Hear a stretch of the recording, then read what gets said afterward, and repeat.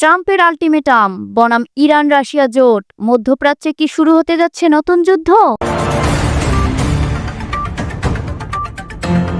Donald ট্রাম্পের white house থেকে আসছে সরাসরি যুদ্ধের হুমকি।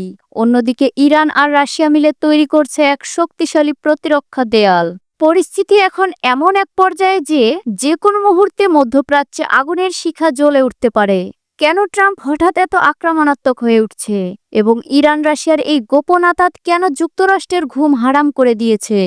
ট্রাম্পের আল্টিমেটাম হয় চুক্তি করো নয়তো ধ্বংস। প্রেসিডেন্ট ট্রাম্প সরাসরি হুঁশিয়ারি দিয়েছেন। হোয়াইট হাউসের সাংবাদিকদের প্রশ্নের জবাবে তিনি বলেছেন, ইরানের নেতাদের সামনে এখন একটাই পথ, একটি ফেয়ার ডিল বা চুক্তিতে সই করা।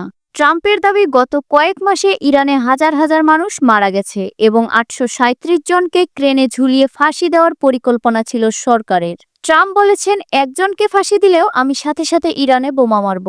ট্রাম্প এখানে লিমিটেড মিলিটারি স্ট্রাইক বা সীমিত সামরিক হামলার কথা ভাবছেন, অর্থাৎ পুরো যুদ্ধ নয়, বরং ইরানের নির্দিষ্ট কিছু সামরিক বা সরকারি স্থাপনায় নিখুঁত হামলা চালিয়ে তাদের আলোচনার টেবিলে বসতে বাধ্য করা।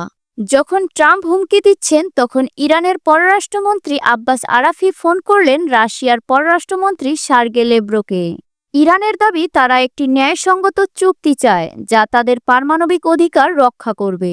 রাশিয়ার সমর্থন ল্যাভরভ সরাসরি বলেছেন, ইরানের পারমাণবিক কেন্দ্রে হামলা করা হবে একটি মারাত্মক অপরাধ।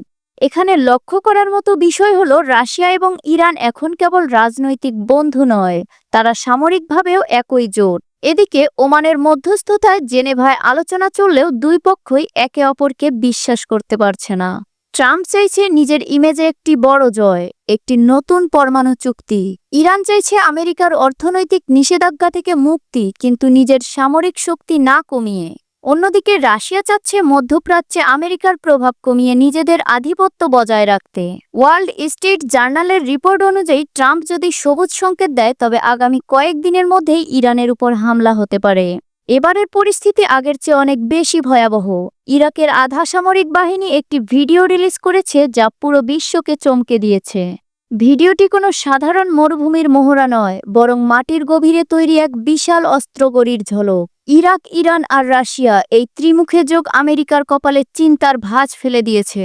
আমেরিকার একক আধিপত্যের দিন শেষ হয়ে আসছে। অর্থনৈতিক ঝুঁকি যদি যুদ্ধ বাঁধে, তবে বিশ্ববাজারে তেলের দাম কোথায় গিয়ে ঠেকবে তা কল্পনা করাও কঠিন। তাহলে কি আমরা তৃতীয় বিশ্বযুদ্ধের দিকে এগোচ্ছি, নাকি এটি কেবল একে অপরকে চাপে রাখার একটি কৌশল? তাহলে কি বাঁধতে পারে যুদ্ধ, নাকি মধ্যস্থতায় ফিরে আসবে শান্তি? এই সিদ্ধান্তের উপর তাকিয়ে আছে গোটা বিশ্ব।